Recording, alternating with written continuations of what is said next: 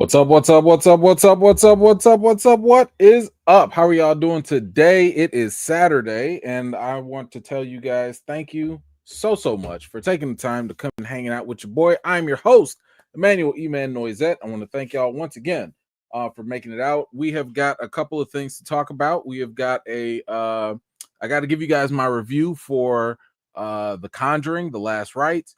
Then I got to give you my review for The Long Walk. In case you saw my out of theater reaction, yes, I had a certain issue with the film. I'll get into that. And then Marvel Zombies. So I haven't watched the trailer yet, but I've heard a lot of things about it. People are like, yo, E-Man, you got to watch this trailer. So I'm like, okay, let me save it for the live. We're going to watch it together. So I will check that out and we'll talk about that. But I am not going to keep y'all here too long. It's Saturday. I know people got to go chill and do their thing. That's all good. So we will get you guys in and out. But let's see who made it out tonight and give a couple quick shout outs. My man King Chad is here. Uh-oh, you're about to go see Ryan Coogler with your dad? Yo, that's pretty cool. Hey, Chad, if you get it, if you get to talk to Ryan Coogler, tell him E-Man from Chicago said what's up. Okay, so good for you. I hope you have a great experience. My man Jason is here. Good to see you. Hold it down for the Mod Squad. It's Kristen Pratt. Thank you so much. Appreciate you. Deborah Rodriguez is here as well. Jesus, good to see you. Thank you so much. Jay is here. Hello. Let's see. Johnny is here. What is up? Good to see you. Nelson, what is up? Hello. My man Quiet One is here. Rizzo, what is up? Good to see you. It's been a minute. Sam K, how you doing? Jam, good to see you as well. Christy, good to see you. Thank you so much. Oh, shout out to the replay gang as well. Paulette is here. Hello. Just Zia, hello. Good to see you. Who else? We got the homie Tracy Ann is here. Appreciate you coming through. Kid Mello, what is up? Callow, how you doing? Trees, hello. Gothic Chick, appreciate you coming through. Almighty, what is up? Come on, y'all. Wouldn't be alive without Miss Harper, but it's gonna have to be because she's replay gang. But that's okay. Shout out once again to the replay gang. Mary J, hello, good to see you. Tyra K, good to see you as well. Who else did I see? My man Dexter Reason is here. Tane, what is going on, brother? Appreciate you coming through. Raymond, hello. Kyle, how you doing? Let's see. Sound Doctrine, appreciate you coming through. My man Mike. Yo, Mike. Okay. Mike, just real quick. I know you said you were a plumber. Man, I just went through it. Listen, I am not a handy guy. Okay, that's not my ministry. Okay, I am a tech guy. Y'all need some computers, some tech, some phones. What I can do all of that. Plumbing is not for me. Okay, it's just it is not for me. But I replaced them bolts in my toilet tank. So, your boy was feeling kind of good. You know what I'm saying? I went to the Home Depot. You know what I'm saying? I was like, all right, let me get that toilet gasket with the bolts and the nut kit. I'm over here talking like I know what I was doing. Listen, I did Google some stuff. I watched a couple YouTube videos, but that's not the point. The point is I got in there, got my hands dirty. Not really. I wore some gloves because that was nasty. And, I was trying to do the stuff with the adjustable wrench, but then I was like, dang, this wrench don't work. So I got to go back to Home Depot and get me a socket wrench. See, I got a socket wrench. And then the socket wrench was man, first of all, I was like, this is a lot. I see why y'all be having them toolboxes because I had to go back again because the socket wrench the space was too tight. So I had to go get a nut driver. I know there's a joke in there somewhere. And that worked. But to make things even worse, in between all this time, because I didn't have all the tools, because I'm not a handy guy, right? I'm not going to name no names, but one of my children, probably the youngest, who sleepwalks, decided to go into the bathroom and do a number 2 in the middle of the night while this whole operation was going on. So I wake up in the morning and my whole bathroom stinks And I still got to get down in there and do all that screwing and all that stuff while there's a whole log just floating in the tub. Oh, my God. But I did it. The kids now have their bathroom back. I have my bathroom back. And I because having your own bathroom, like, that's my sanctuary right there. You know what I'm saying? Like, yo, after a long live, after a long day of work, give me about 30 minutes just in my bathroom by myself. But this is one of those things where, like, listen, I know some of y'all don't really understand, like, especially some of the guys, right? Some of the guys, listen, y'all had daddies that helped you fix tires and showed you how to do all that stuff. I didn't have that, okay? Not to say my dad wasn't there. I'm just saying I didn't have that. I was off doing nerdy stuff. So when I finally learned how to do some handy stuff, listen, you don't think I popped the collar when I changed the light bulb for the first time? Of course I did.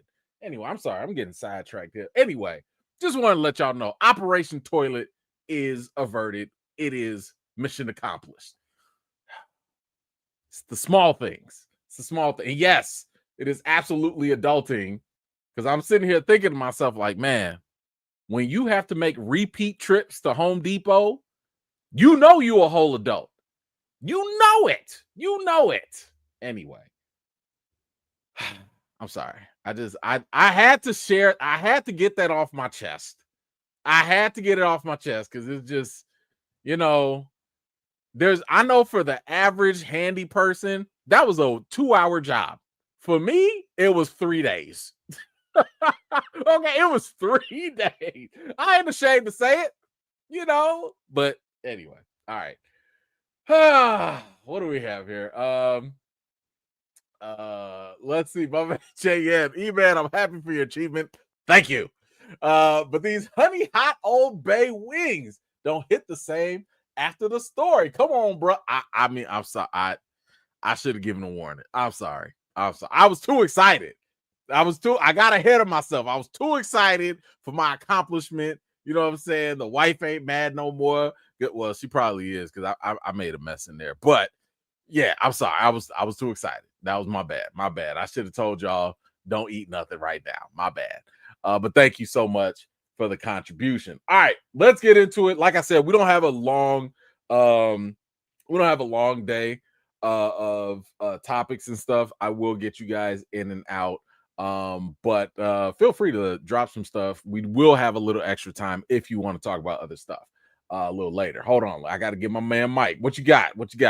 And now you know why we charge so much, and my life changed. Not the number 2. Try replacing the sewer line and somebody flush while you standing right in front of it. Oh my God. But I'm proud of you. 3 days, 30 minutes type. Listen, thank you, brother. Thank you. It means a whole lot coming from a pro, okay? And listen, I understand, because there were some times when I was under the toilet, because the toilet is like this close to the bathtub. So I can't like just maneuver and walk around. Like, I gotta squeeze in there and kind of look and do all this other stuff. Like, I had to do some weird things. And I'm sitting there thinking, like, you know what? Let me look at this Angie's list real quick. How much y'all charge? I thought about it real fast. I was like, that $200 don't sound too bad right now to get some. But then I felt bad, because I'm like, what do I look like calling a whole plumber when I've already unscrewed and taken everything apart? Like, I was halfway done. So I would have been embarrassed if I was like, excuse me, sir, can you screw in my toilet, please? Yeah, here's $200. I couldn't do it. My ego was too high. We were too far down. I had to finish the job. But I understand why y'all charge what y'all charge. I get it. I much respect. I always respect any industry of people that know how to do things that I don't want to do or that I cannot do. Totally understand. All right. Magic, what you got? You know you're getting older when you start flirting with cleaning product commercials. Yes. That I think that's my wife does that all the time. Like she's a cleaning fanatic. Like she can clean some things right now, you know. So totally understand. I mean, listen, you know, yeah, that's how about you getting older when I know this is a side story. Okay, I'll give y'all a side story because we got time. We waiting on people to show up. So I went to the doctor the other day, and like it had been a while, right? I hadn't had a doctor appointment for like almost a year, and I was like, yo, I don't like this. You know what I'm saying? Like I'm getting older. I feel like I need to get some tests done and stuff, just to stay up and I was like, all right, let me go to my primary. But my primary, I hate when you go to the doctor and they're like, yeah, it's August, we could see you in like September of next year. I'm like, this is stupid, right? Anyway, I was like, yo, just give me somebody else that's in the network. Come in. I'm not gonna say his name. We're gonna call him Dr. Tim. Okay, white guy, right? I come in, Dr. Tim was like, hello, Grand Rising. I was like, what? He was like, Grand Rising. I I looked at his staff, who were all black nurses, and I was like, which one of y'all put him up to this? Why y'all set him up for this? Anyway, I'm sitting there with Dr. Tim, and we sitting there talking, and I was like, hey man, listen, I need a checkup. I need some screens just in case I'm hitting a certain age. You know what I'm saying? I need some prescription stuff, but at the same time, the insurance is getting in the way. He was like, yo, F the insurance. I don't even like them mofos. I was like, what? Okay, doc, talk to me, because I don't like them either. He's like, listen, this is what we gonna do. We gonna put you down for this, but I know I got my staff, they know how to work with the insurance. We gonna get you on this. I already marked you down for these tests. You gonna get in and out of here. This man had me in and out in 10 minutes. Answered every question, got everything that I had been fighting the insurance for. I was like, you are my new primary. Just like that. That's when I knew I was old. I knew I was old because I got excited because I got a new primary doctor, and I was like, I can't wait till my next appointment. I can't wait. That is some old stuff. Because I remember my grandma, God rest her soul, she used to get so excited when it was time to go to the hospital. I was just like, what's it? Okay, Granny. I mean, what's a drug they finna give you? Like, what's the problem? Listen, when you have a healthcare provider that cares and understands, man. Anyway, Grand Rising indeed. Yes. Okay, sorry guys. That was a long random side quest. I'm sorry. All right, let's do some quick updates real quick. In case you guys have some little ones like I do, maybe this will be something you'll find of interest, but I already know my girls are going to be like, we have to see this. But apparently, a Bluey movie will release August 6th, 2027 in theaters. I might as well get these tickets as soon as they drop because I feel like Bluey is about to blow up. Like, I don't know if y'all watch Bluey with your kids or not. My kids watch it. I be hearing the song all day. Bluey,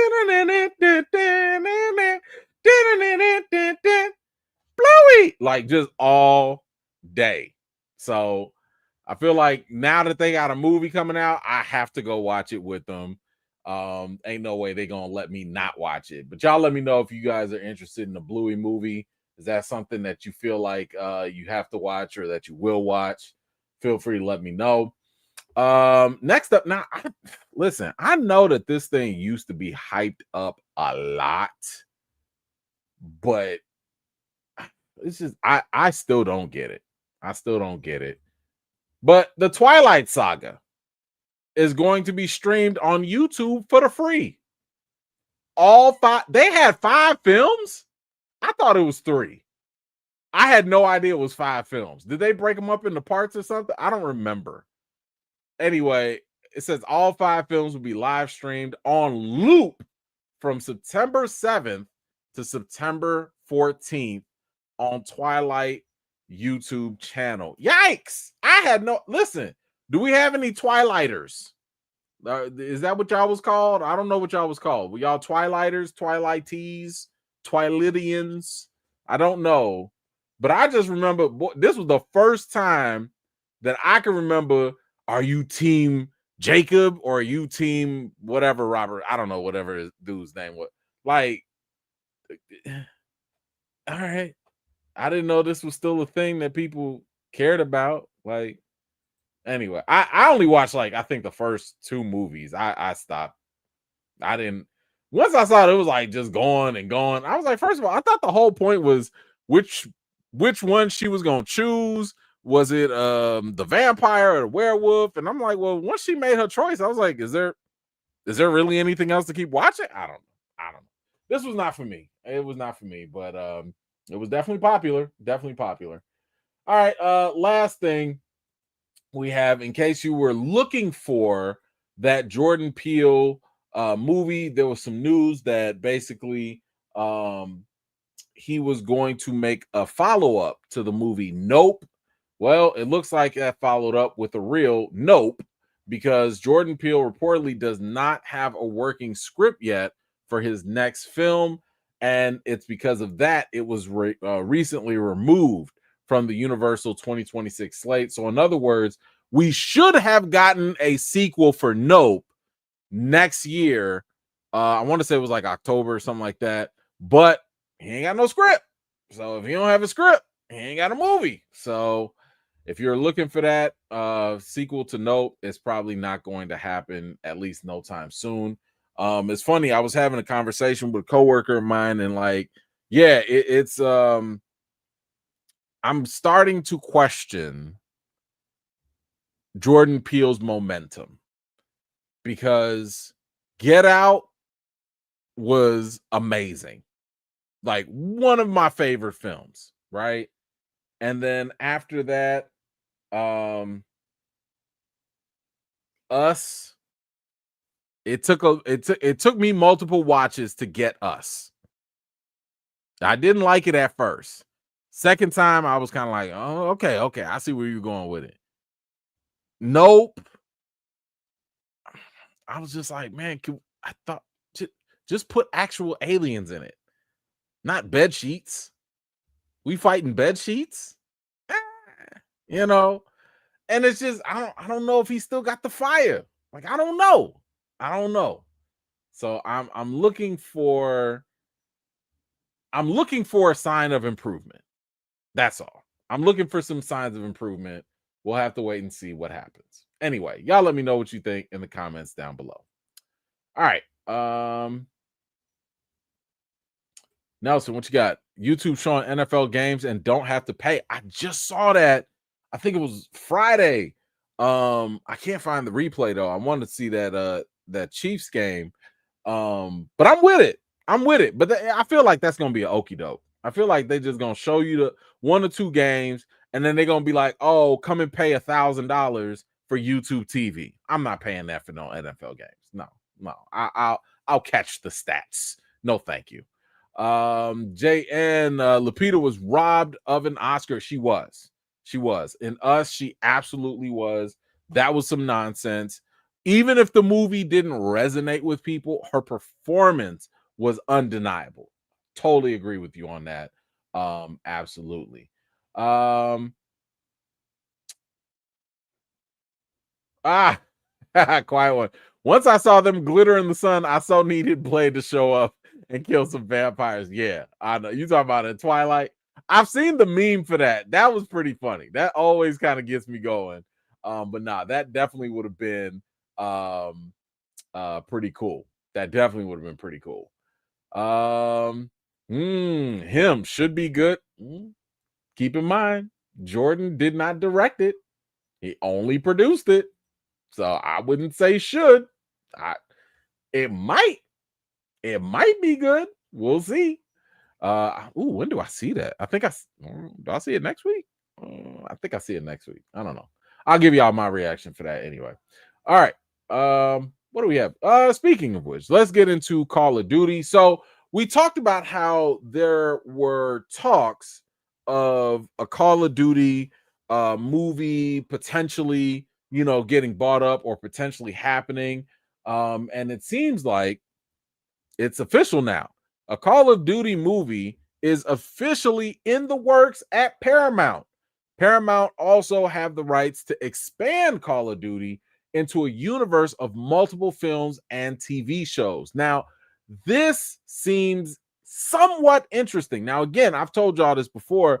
I haven't played Call of Duty, not actively like that anyway. I've played it like once or twice. So I don't know about the storyline. I don't know if there's like a main character. I don't know. I don't know what the draw is in Call of Duty, because to me, as an outsider looking in, the biggest appeal of Call of Duty seems to be being able to fight with other people and fight against other people, and doing your whole little mission or whatever. So I don't know if there's enough to translate into something that a movie or TV audience would actually like. I don't know.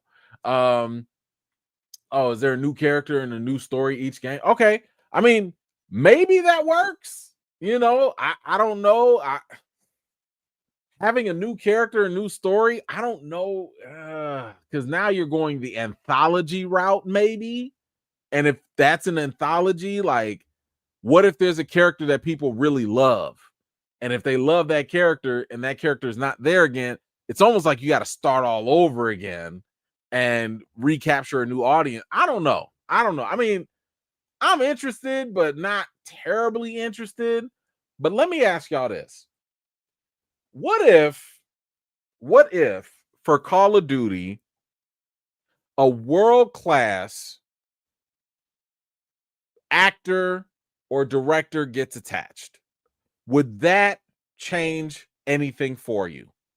Would you think that, oh man, we have this director coming on board, I'm all in? I mean, I know I would, right? If you told me a certain director was coming in, I would be all on board. Well, apparently, Activision, who is the game company behind this, they don't feel the same way. They don't agree that if a certain high profile director walked through that door, that would be automatic. Because apparently Steven Spielberg wanted to direct a Call of Duty movie. He's a huge gamer and he plays Call of Duty. Remember, he just played Ready Player, or whatever. I forget the name of that movie or whatever. Ready Player One.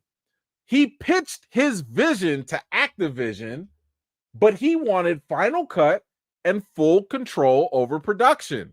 Activision got spooked. They got scared. And then they sold the rights to Paramount, where they'd have more control over the process. What is happening? What is happening here? Did we not learn this the last time? What was it? The James Bond people, they had Christopher Nolan right there. Christopher Nolan, the same guy that made a whole scientist who made an A-bomb make $1 billion in the box office. They had Christopher Nolan who wanted to do James Bond. You mean to tell me the James Bond movie wouldn't work? And they said, nah, because we don't want to give him full control. We don't want to let him have final cut. And now you got Steven Spielberg, the Steven Spielberg, who with his name alone could get people into theaters. And y'all got scared. What are you scared of? The Steven or the Spielberg? What? How? Are you scared of money? You scared of success? And the fact, and here's the thing, it's not like it was like, oh, here comes Martin Scorsese, right? Now I can understand that. Hey, if someone big like Martin Scorsese was like, oh, I'd like to do a Call of Duty movie and I'd like full control, I would be a little nervous too, because I'd be like, wait, Martin, hold on. You a great director and all, but what you know about this Call of Duty? They said Steven Spielberg is a huge gamer and he plays this game. What more do you need? He's a fan of the franchise. He knows how to play. He knows the ins and outs. And he's Steven Spielberg. Wow. Imagine being the director who comes in after Steven Spielberg. Do you realize now that if this fails, if Paramount goes up and they've hired, I don't know, John Q director, whatever, like, do you know how embarrassing that will be? Y'all could have had Steven Spielberg, but y'all went with Johnny Q over there. Whoever's running Activision, whoever, y'all need to revisit all of this.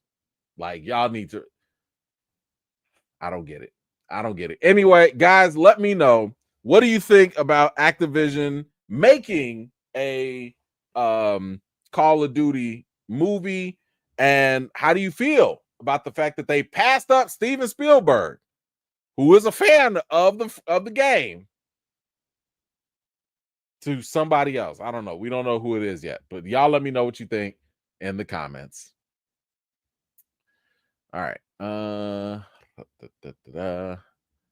Magic, what you got? Call of Duty was more based on being placed in the middle of war, following soldiers. The heavy storytelling didn't start till late 2000. See, that's the thing. Like, I only heard about some of the storytelling through the marketing much later. You know, the Black Ops, or I think there was a spinoff or something with like zombies or something like that. Like, I'm like, oh, if y'all want to do a Call of Duty zombies, I'm in it. I'll watch almost any zombie type of movie, you know, so that works for me. But I feel you. Like, if that's, again, you're gonna have to have a good story, because otherwise I just don't see how this thing can like really develop over time. I just don't see it. All right, moving on. We have an Alien update.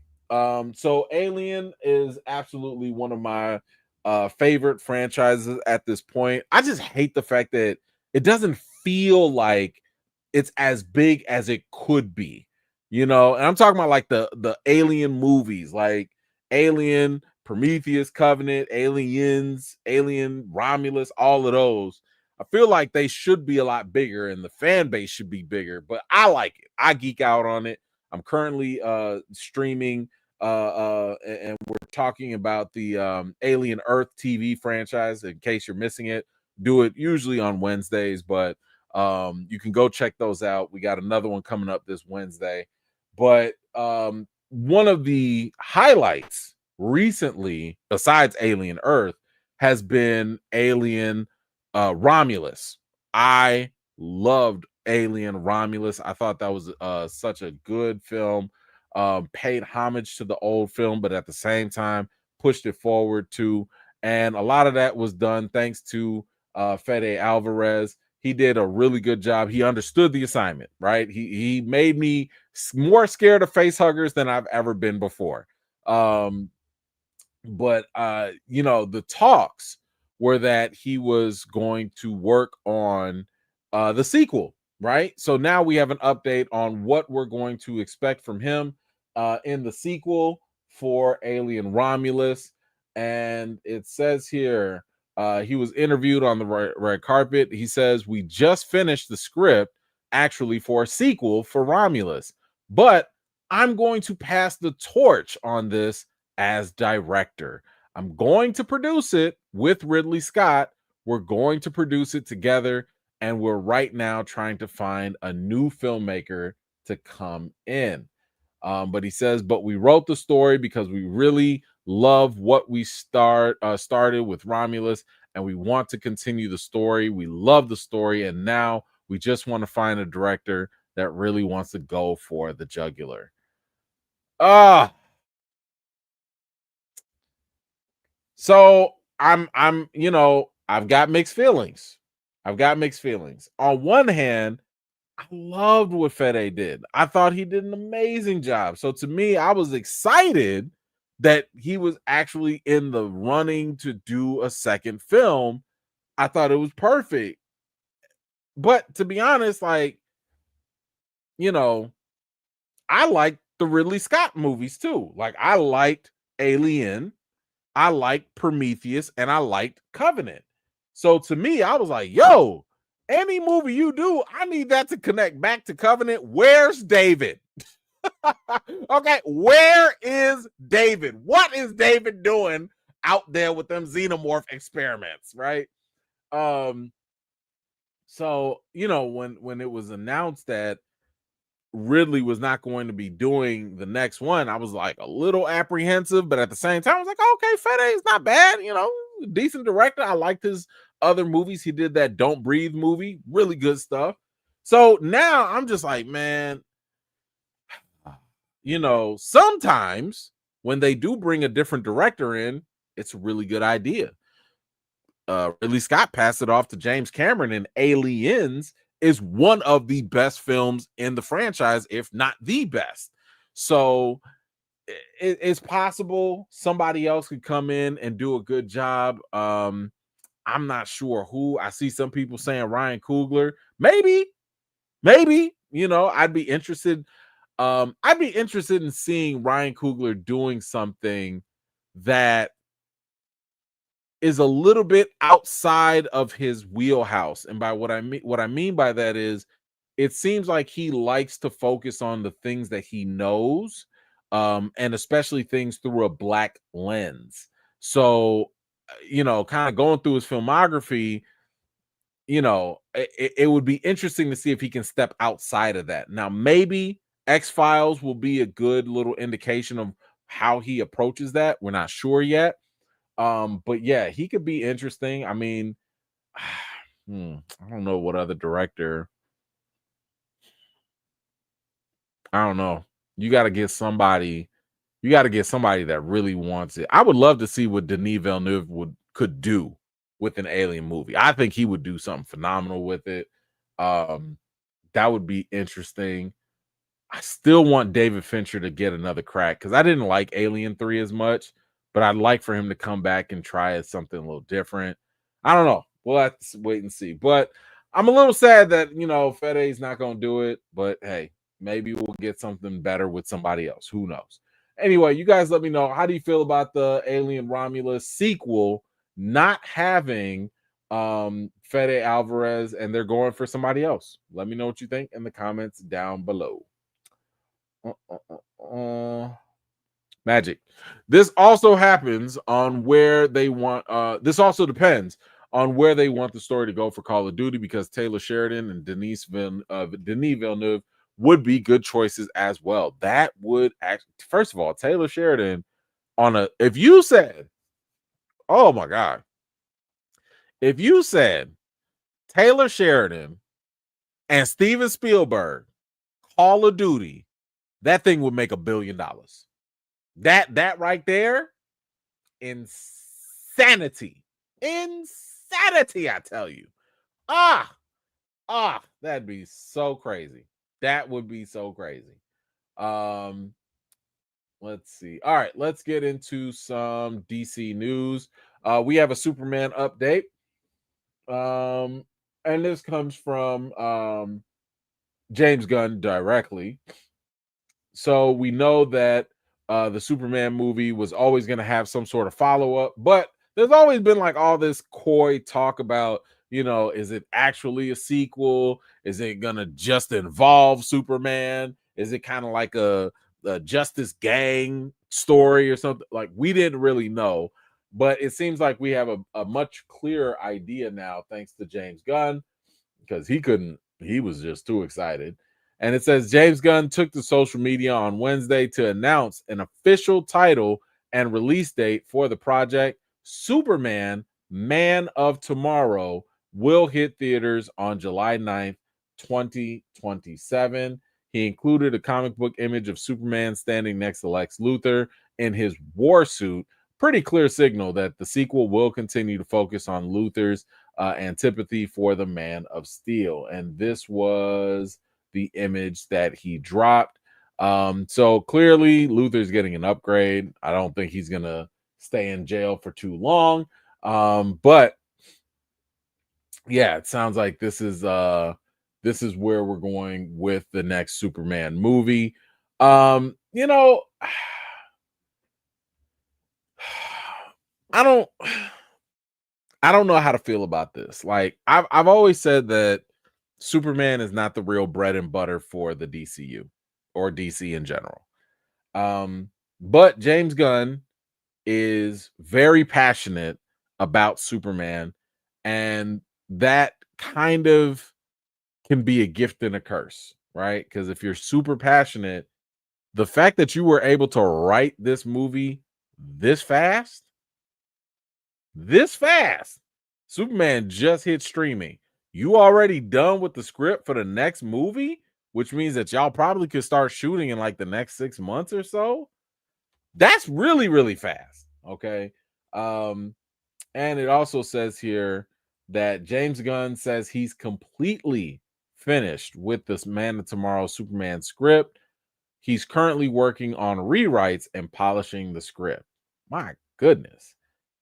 Listen, I'm just hoping that, he does a good job. I liked Superman. I thought that it was fine. It was good. There were some things that I think probably could have been polished, and I don't know if y'all ever saw that clip where it was like the bonus features or something, and David Cornsweet, he was challenging James Gunn a little bit, and it was about that one scene where Superman was like, Lex, I do this and I do that, and that's what it means to be human, Lex, and that whole thing.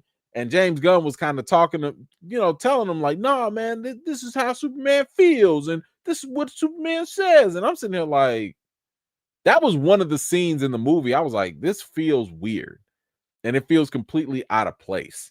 It feels like James Gunn talking through Superman, and because of it, it felt incredibly inauthentic coming from Superman, and probably should have came from someone else, Lois Lane, Jimmy Olsen, or maybe even a staff member of Luthor or whatever. But it's moments like that that give me concern, because James Gunn is the director, he's the writer, he's the executive producer, and he's the co-head of the studio. In other words, who's going to check him? Who is going to sit there and be like, James, hold on, let's maybe look at this a little differently? Nobody. Right now, he's essentially Tyler Perry with the DCU, if you think about it. So anyway, it's nice that my man is passionate about this and he is gung-ho and he's ready for it. But sometimes when you have too much power, it's So anyway, you guys let me know, what do you think about James Gunn already ready to go with Superman, Man of Tomorrow? Is this something you're looking forward to? Do you like it? How do you feel about the other Superman movie? Whatever you think, feel free to let me know in the comments down below. Let's see. Nelson, you would like to see a Mr. Fantastic origin story. Do you mean Mr. Terrific? Because Mr. Fantastic is MCU, Reed Richards. I don't think anybody wants to see his origin. But no, if you're thinking, I think you're referring to Mr. Terrific. And Mr. Terrific is fantastic, but I wouldn't mind that. Mr. Terrific, I think, has earned it, but this kind of goes into that other criticism I had, which is I don't think, how can I put this? I don't think, based off of what we heard from Zaslav all the way at the top, I don't think the DCU is in the position to uplift and promote Black stories the way they should be. And what I mean by that is, I don't think you're going to get a Mr. Terrific origin movie, right? If anything, they'll give Black characters some space on HBO Max. Like, yeah, you get a little TV show, Amanda Waller, yeah, Jon Stewart. Yeah, y'all could be on TV. But for the big screen, for the world, you think we about to make y'all the main characters? We trying to make money, and it's ironic because this is exactly the same problem that DC Comics had, which was they did not promote Black characters. That's why if you really look at it, the Black characters in DC, they're lacking. And it's not because they're not good, it's just because they've never been able to actually get a good push until Milestone Comics came around and they was like, okay, we'll do it ourselves. So yeah, it's definitely you know, I wish somebody would push back on this. Once again, I'm not on the red carpet. I don't get the invites to go talk to James Gunn, but this is something that I would challenge people to push, because one thing we've noticed is the movies introduce audiences to characters that they probably never knew about, right? So look at Black Panther. I know for a fact, before Civil War came out, Captain America Civil War, the Black Panther comics were not high in demand at that time. It wasn't until people was like, Black Panther, an African superhero? What? Once that hit the mainstream, the comics started to get produced more. You started to see Black Panther show up in animation. You started to see him featured in more stories. You started to see the star power of that character elevate. So sometimes you need to push that character if it's good and warranted, and then all the other stuff will follow. But I feel like people like the top at WB, when you hear them say like, oh, we don't want to go woke or whatever, that to me lets me know your mindset when it comes to minorities or people that don't look like you. Because it sounds like if you even have woke in your mind, that anything that's not straight, white, or whatever is going to be somewhat problematic for you. So I don't have a lot of confidence that we will get what I believe these characters deserve. But yeah, I mean, James Gunn at least featured him in the movie, and I'm pretty sure you'll get stuff like that. Next Superman movie, Mr. Terrific might get another really good scene, and that might be all you get.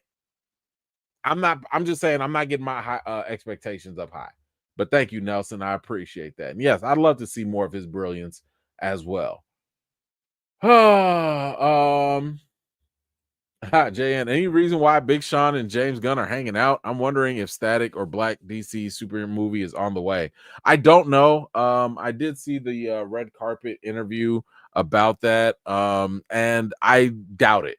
I doubt it. Right now, if you kind of read between the lines, they're currently character rights that are preventing DC from just using Static, and probably some of the other Milestone characters as well.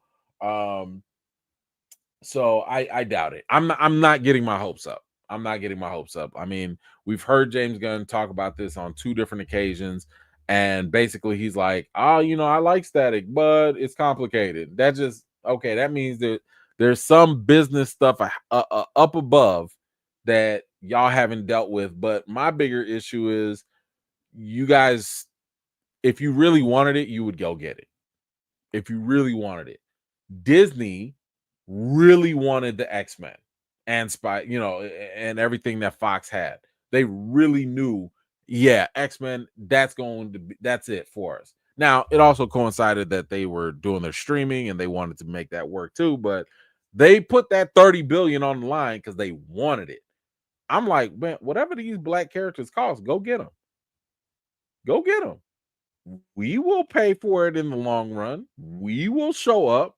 But anyway, as for Big Sean, I don't know. I don't know if maybe he's working on soundtracks or something, or maybe they're just best friends. I don't know. I didn't really understand his connection at all. So anyway, all right, let's move on. Let's is this where is it? Okay, yeah, let's talk about that. Let's talk about Sony.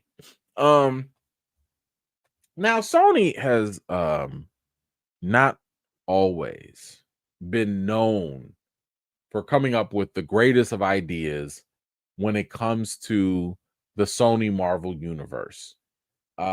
Of course, their best attribute, I think, at this point, more recently, has been the Into the Spider-Verse animated stuff. But when it comes to live action, all the stuff that um did not include Spider-Man, Madam Web, Morbius, like just all just Venom, these things were bombs. They just did not work. So we have a clip here, or we have a quote here from the CEO of Sony Pictures, Ravi. I don't want to mispronounce his name. We'll just call him Ravi. And he has some insight on what's going on now. And he says there was a period of time where anything superhero was almost guaranteed to do well. I think the bar for superhero movies is relatively low.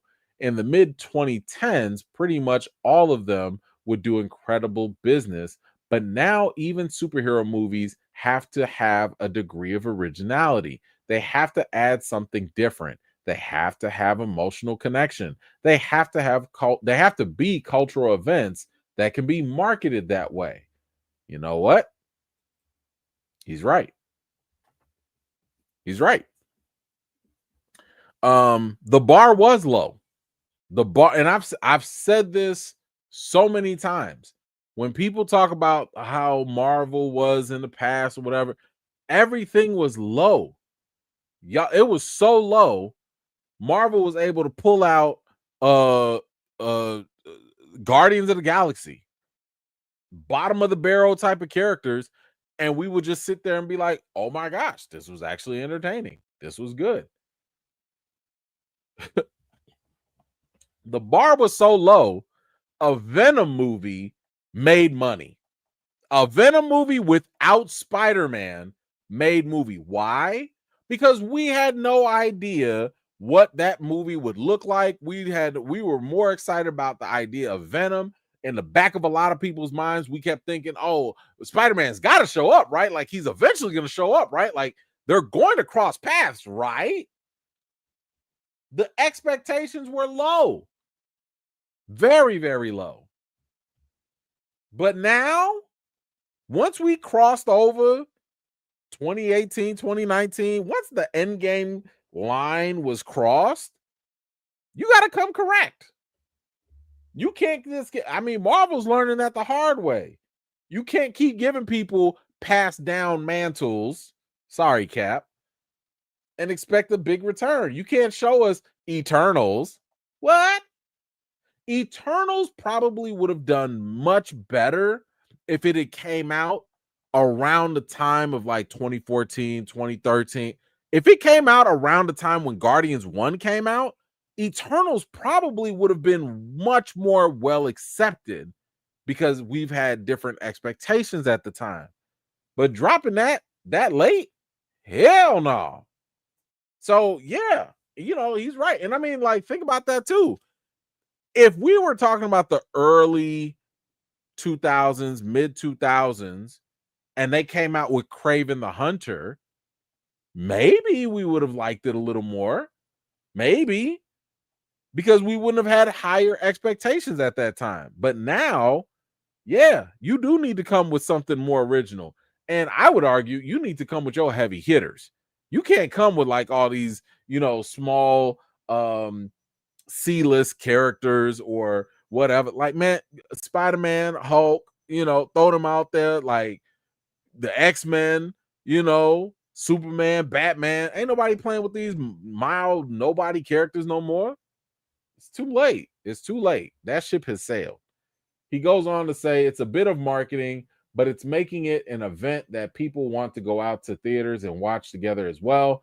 That's always been the case. I think it's just even tougher than it used to be. Yes, he's absolutely right. I mean, you look at movies like Sinners. That was a cultural event. Black folks I know showed up specifically for Sinners because of who was in it, who made it. That got people out of their seats or out of their houses to go put butts in seats. That's what it is. So yeah, you do need to have movies that, oh my gosh, I'm sorry, cultural event. You might actually have to get a little woke with that. Uh-oh. You might have to dip into a little DEI. Uh-oh. But we've already talked about how there are plenty of studies that have demonstrated that, yeah, actually, when you do show different things to audiences, they're more compelled to go out and pay for that. But these CEOs don't like money. So it is what it is. But I'm glad that at least Sony CEO seems to at least have some sort of idea that this could be a good way to go about things. Anyway, you guys let me know what you think. Does Sony finally get it, or is this all just talk? Because, Sony might Sony anyway. Feel free to let me know your thoughts in the comments down below. All right, we have let's talk about Gambit. We got a update from Gambit, and this is from Channing Tatum himself. So he was on set for Avengers Doomsday. And of course, we know that he has reprised his role as Gambit after showing up from the Deadpool and Wolverine movie. Yeah, apparently some things have gone down on set that he discussed. He says here in this article, we had tons more shooting, Tatum says, including a big fight with Robert Downey Jr.'s Dr. Doom. Oh, big fight. Tatum was sidelined, sitting in for close-ups and allowing for his body double to take on the heavy stuff. Okay. I like this so far because something tells me this big fight with Dr. Doom, whatever this big fight is, it's probably going to be one of the biggest highlights in the film. And the fact that, Gambit's involved, I support this because Gambit might die. He might die. And I'm okay with that too. I've said this before. I was like, yo, if we're going to get Gambit in Avengers Doomsday, I'm fine if they want to have a little fun with his character. I'm not gonna trip out over that. I just don't need a full Gambit movie. I don't need him to be the primary focus. Y'all could bring him in, let him, play with some cards or something, throw them, pew pew, pew pew pew pew pew, mon ami, pew pew, and then Dr. Doom's like, get out my face, and then that's it. I'm okay. Hey, even if they want to go X-Men 97 and make my man do a full remember it, the name is Gambit and remember it. Like, yeah, if you want to do that and have a sacrifice play, I'm fine with that too. As long as Channing Tatum's Gambit dies, I'm fine. I'm okay with this. So I like this. I'm okay with it. He had one other thing to say here. He says, I'm not going to go full Cajun. Directors Anthony and Joe Russo want things to be funny, but they don't want to go full Deadpool. They want to keep the drama and keep it tight. When Gambit gets serious, when he drops the Mardi Gras mask, things do matter. Oh, I like that as well. Because for one, the one thing I usually hate is when they start getting too goofy for no reason. It's fine to have some comedy. It's fine to have some humor. If you think about it, Endgame had some humor, right? what was it when Groot came down? To Steve Rogers, he's like, I am Groot, and Steve was like, I am Steve, right? Like, great, right? Ha ha ha. We get our laugh, but yeah, all right, let's go back to the fight. So I like the fact that the Russos, at least from the sounds of it, are not gonna let Gambit go full Cajun and do all the, I've been waiting my whole life for it. I don't need all that. I don't need all that. Like I said, come in with your little pew pew cards. You know what I'm saying? Get your little shine on for like 2 minutes and then get out of here. Get out of here. You gonna die. Look, you and all the other X-Men gonna die. We got to make room for the new class of X-Men anyway. So I'm okay with this. I like what he's saying here, especially with the fact that the Russos want to keep it tight. They don't want to go too funny. That's fine. I mean, a movie like Doomsday does not need to be incredibly humorous anyway. But anyway, you guys let me know. How do you feel about the Gambit update? Do you like the fact that he's going to be in a big fight? Do you like the fact he's not going to be full Cajun? I'm okay with this. Are you? Feel free to let me know your thoughts in the comments. All right. We got a couple things left. Okay, yeah. Got a couple and then we're out of here.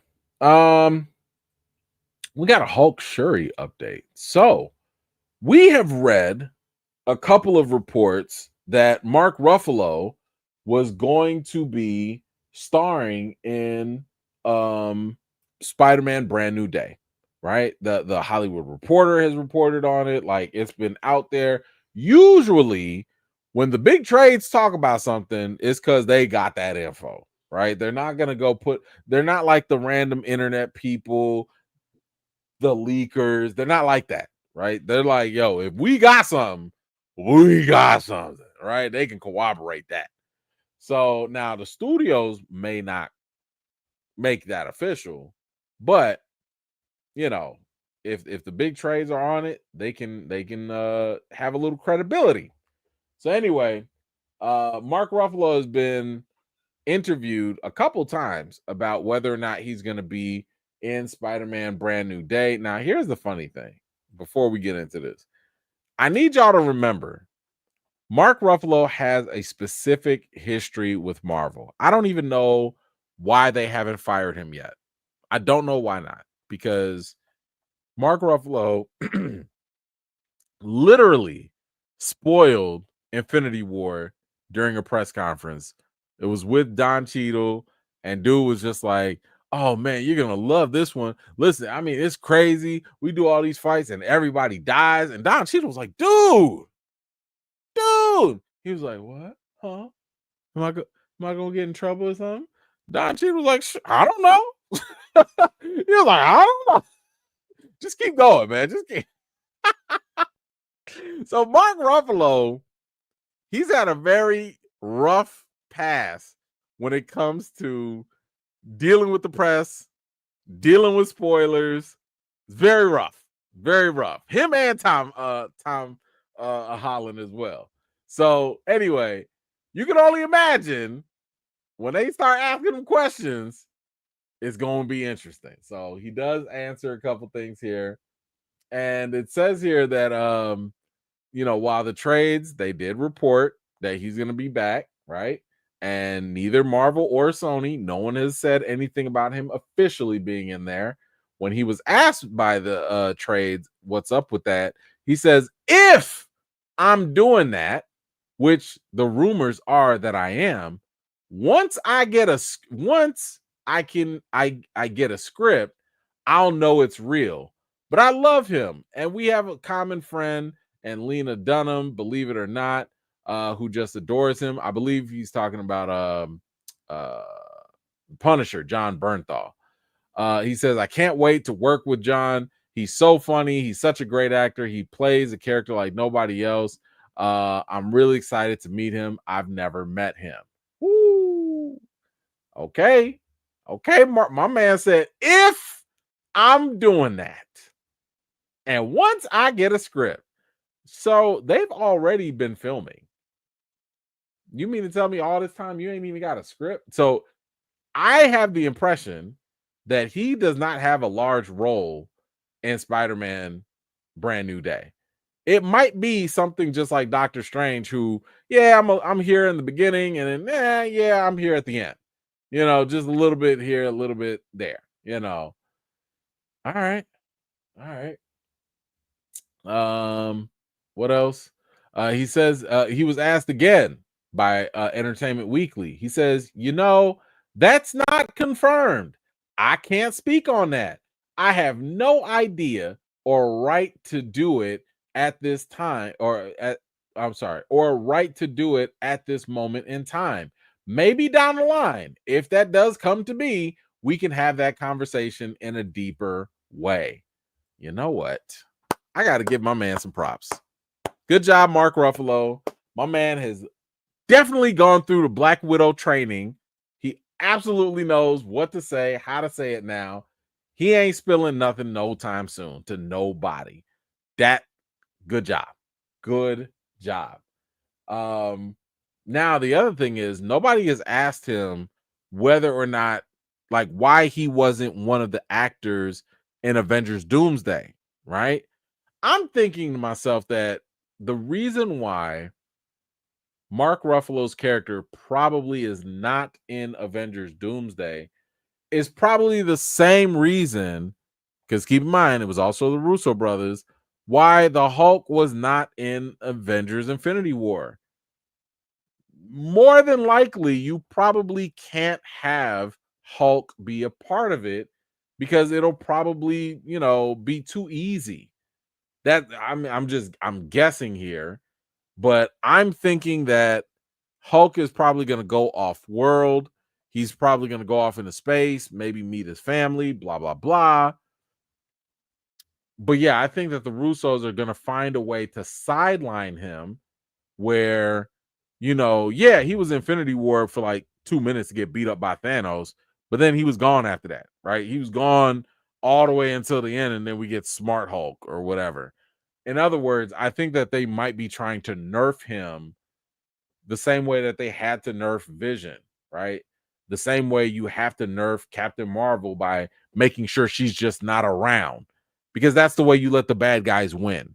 So I think that's why it is. I could be wrong, of course. Anyway, we also got Letitia Wright. She was asking about her role in Avengers Doomsday.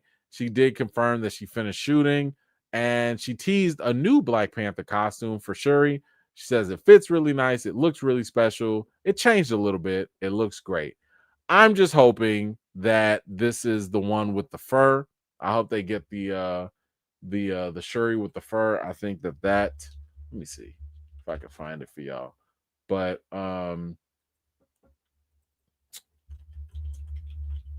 yeah, I hope that they kind of do something like that with it. Anyway, that's it. How do you guys feel about the Hulk being in Spider-Man Brand New Day? Is that something that you're looking forward to? Do you think they're going to give him a good role, or maybe just a small little appearance?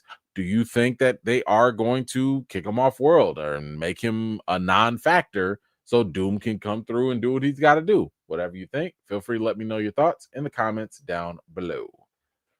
All right.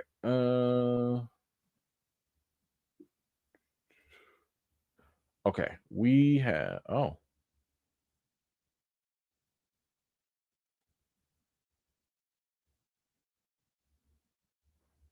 Huh. Jesus. Thank you so much. Is it true that Ryan Coogler is the reason why we don't have a new Black Panther? Because I'm trying to decide if I'm gonna watch another movie from him or not. Yeah. What I guess it depends on what you mean by a new Black Panther.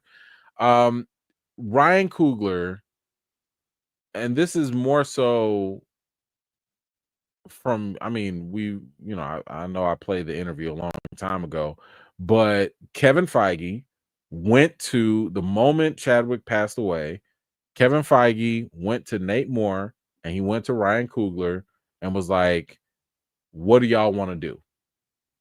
So in other words, he deferred power to Nate Moore and Ryan Coogler about what they want to do moving forward with the character of T'Challa. In addition to that, Bo DeMayo, the X-Men 97 showrunner, he had mentioned on Twitter that when the decision came up on featuring T'Challa, the Black Panther, in X-Men 97, he was told that he was blocked by Ryan Coogler at the time. Now, keep in mind, this was still within a year of Chadwick's passing, right? Even though we got X-Men 97 much later. So it's one of those things where it's like it's Feige, it's Nate Moore, and it's Ryan Coogler. It's they're all together, right? Like the buck stops with Feige. If Feige wants to do something, he could do whatever he wants. He's the boss, but he's deferring the decision making to the only two black people that they had at the time, on that project. So, and if you were to ask Ryan Coogler, he'd say, I already gave you another Black Panther. I gave you Shuri, and then I gave you T'Challa Jr. So again, it depends on how you want to interpret that. Now, as for getting us another T'Challa, that's Ryan Coogler's decision. He decided not to give us another T'Challa, son of T'Chaka, and instead gave you a child, random child. So, but yeah, where you want to point the blame? I mean, I'd say it starts at the top.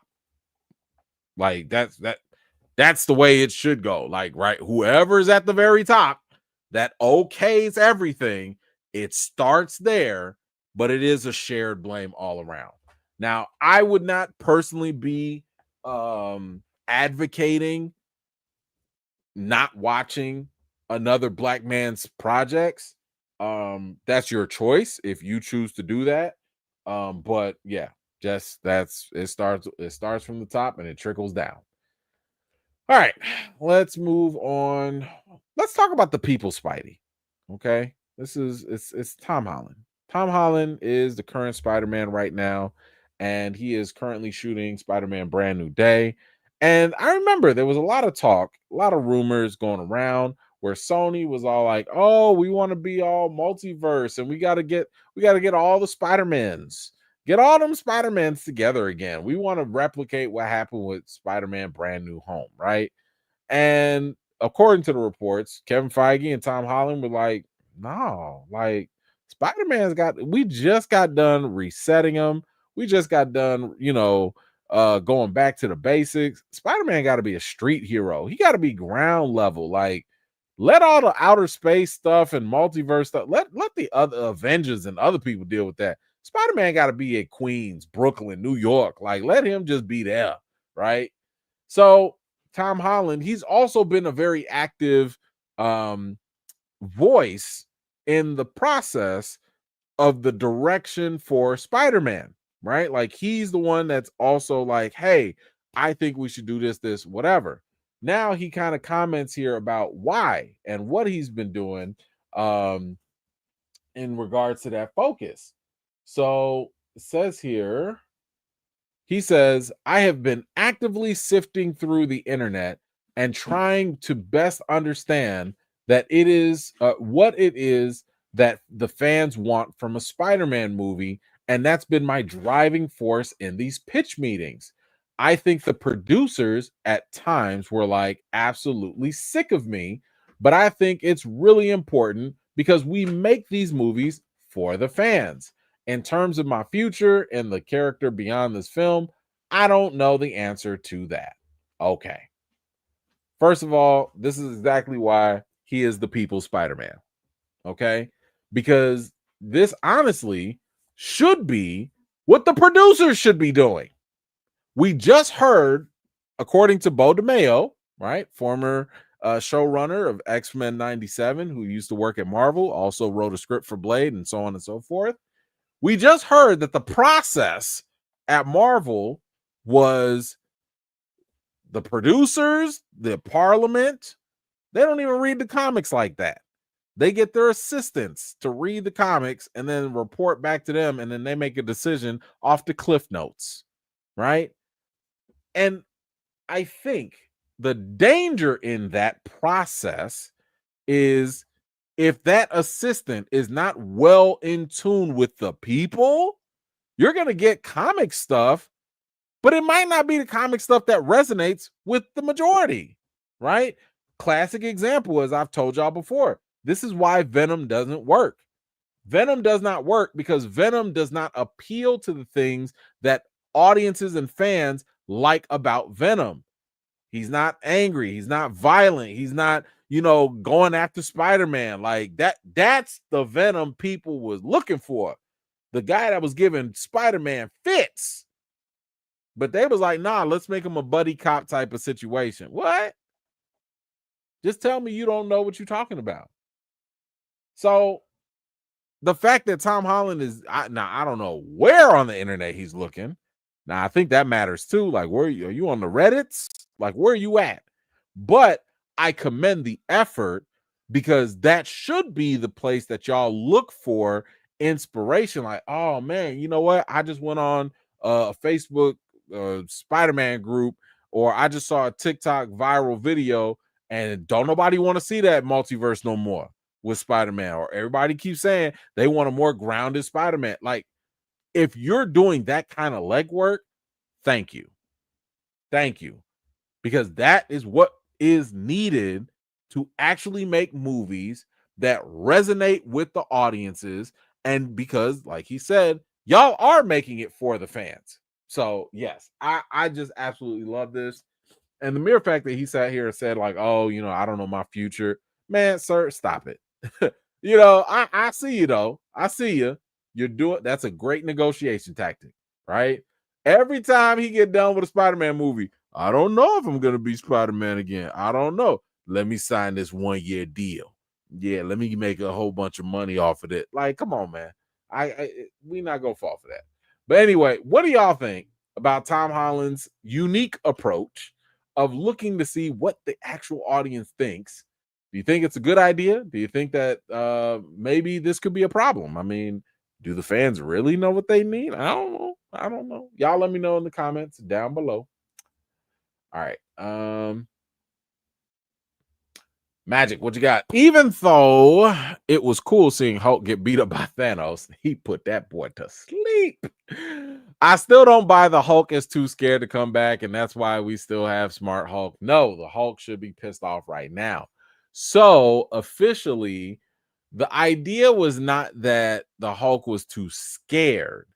The idea was the Hulk, he was pissed off at Banner. He was pissed off that Banner only let him come out when he needed him.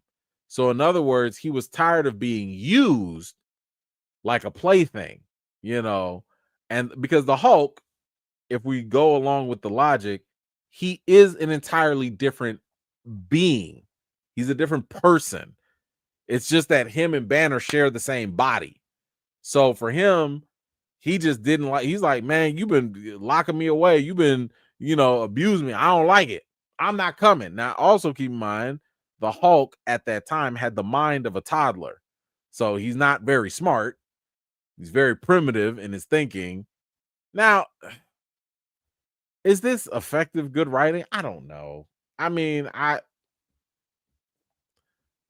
Smart Hulk to me just added another failure to the failing of the Hulk, in my opinion. Right? Like, I'm with you. He should be pissed off. He should be going off and just destroying things and being mad. That's what we like about the Hulk. That, once again, this is that stuff. Like, what internet are they reading? What fans are they listening to that said, oh, we gonna kill him with this Smart Hulk?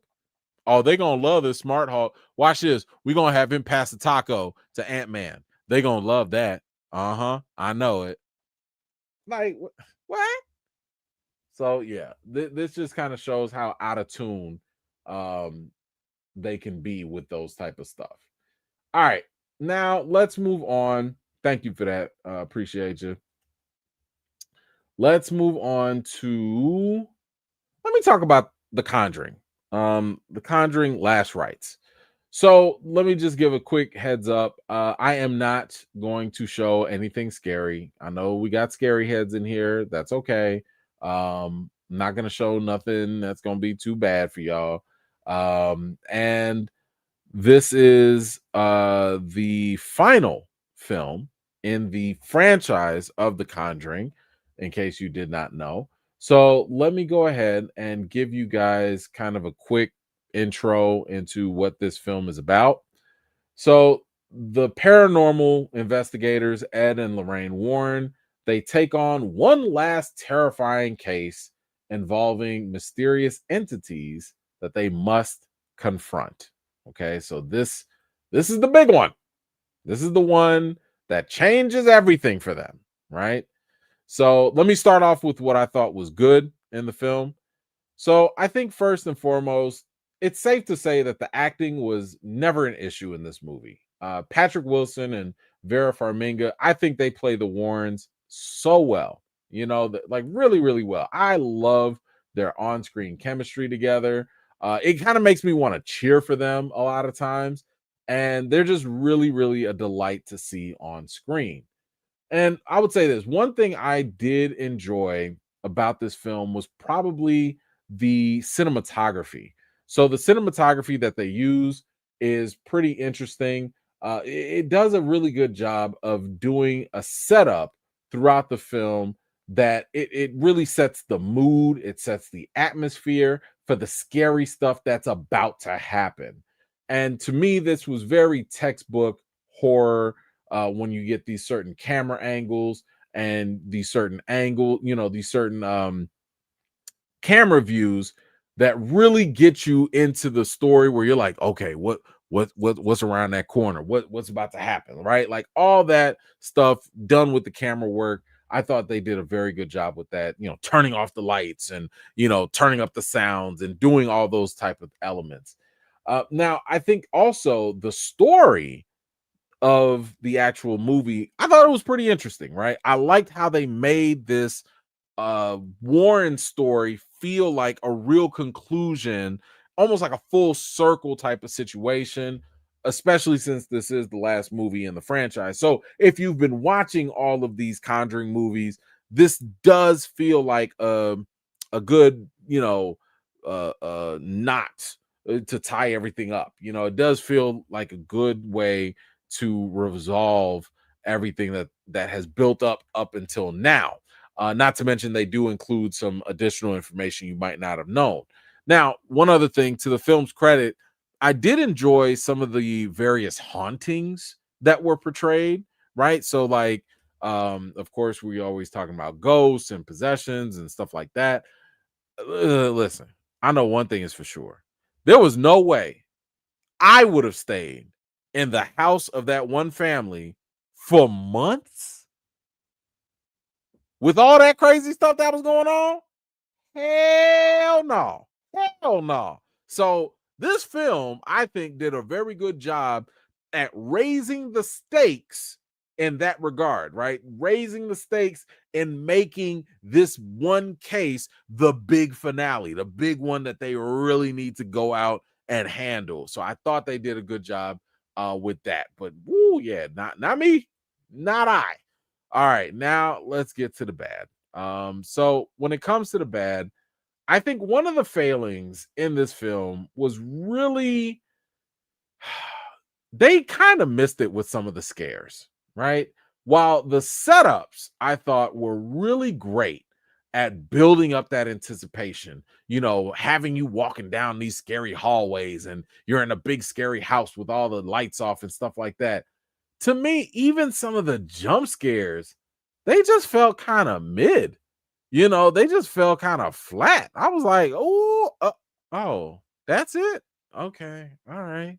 And I think part of it was due to the fact that, and I won't show y'all, but like they showed a little too much of the ghosts, right? Or the ghouls or the demons or whatever you want to call them. Like it could also be that the ghosts themselves, they aren't really all that terrifying. Like, yeah, they got some makeup and stuff, but they kind of look like something you would see at not even like a high profile haunted house, but like average everyday down the street community high school, haunted house. And I'm just kind of like, this is what y'all came up with. This was it. If you're a wrestling fan, um, what was that? Bray Wyatt's family, the Wyatt Six or whatever, they look like that. But matter of fact, a lot of the ghosts resembled the nun, right? If you remember the nun from the previous Conjuring movie, like I was like, y'all didn't have no ideas. Y'all couldn't have came up with no other scary looking things or people or whatever. I don't know. It to me, it was just kind of like, all right, I guess. You know. And I think my biggest disappointment was probably the ending itself. After all the crazy adventures, all the demons that these Warrens have gone through and faced off against and stuff, it felt kind of lackluster that the big confrontation at the end was something less than, and obviously I don't want to spoil it, but I think going up against an actual ghost or a demon like that we can see would have been a much better route than what we ended up getting. So that to me was pretty disappointing. All right, so now let me give you the reason. Look, The Conjuring, The Last Rites, it was a commendable ending for the franchise, but it delivered some mild scares at best. It's just right. I think it's just right for those audiences that are beginners when it comes to, horror movies, or let's just say they're not big into horror movies. Those type of audiences, I think they'll appreciate this a whole lot more. But yeah, if you're like an experienced horror fan, if you do this, if you like horror movies and you are going for the actual scares, this ain't it. This ain't it. This ain't, no nightmares shall be had with this. It and sadly, it's disappointing because you're going to this movie to be scared, but this ain't it. So anyway, when it comes to the rating for The Conjuring, The Last Rites, I've got to give it a 6 out of 10. I do not believe that this movie is anywhere close to the original two movies, the Conjuring 1 and 2. Those are clearly the best, but it's also not the worst in the franchise either. So, listen, I think worst case scenario, feel free to wait on this and stream it at home. You don't have to rush to go see it. If you really feel compelled to, matinee at best. Just keep those expectations low. So anyway, if you have seen The Conjuring Last Rites, or if you plan on seeing it, make sure you come on back to this video and let me know what you thought about it in the comments down below. All right. All right, I got that one. Do we want to do Marvel Zombies trailer, or do we want the Long Walk review? I'll let y'all decide since we about to wrap up. Do y'all want the Long Walk? Find out what my big problem was, or do we want to get into Marvel Zombies? Let's see what the people want. Oh, y'all liked it? Okay. I see a Long Walk. I see a zombie. Who's the tiebreaker? Zombies. Zombie. Long Walk. Zombie. Dang, y'all want the zombies, huh? Okay. I feel like we should do the Long Walk. Save the good stuff for last, right? Let's save the good stuff for last. All right, let's knock this out though. I appreciate y'all for real. I do. Let's knock this out because I do want to. I've heard that the zombies trailer is pretty good, so I do want to save that for last. Let's do. I know. It sucks. I know. Let's talk about The Long Walk. So, The Long Walk, for those that don't know, this was a story based off of a Stephen King book. And to my understanding, this was also a very young Stephen King. This was 18-year-old Stephen King who was writing, at a very early age, right? So that kind of keep that in mind.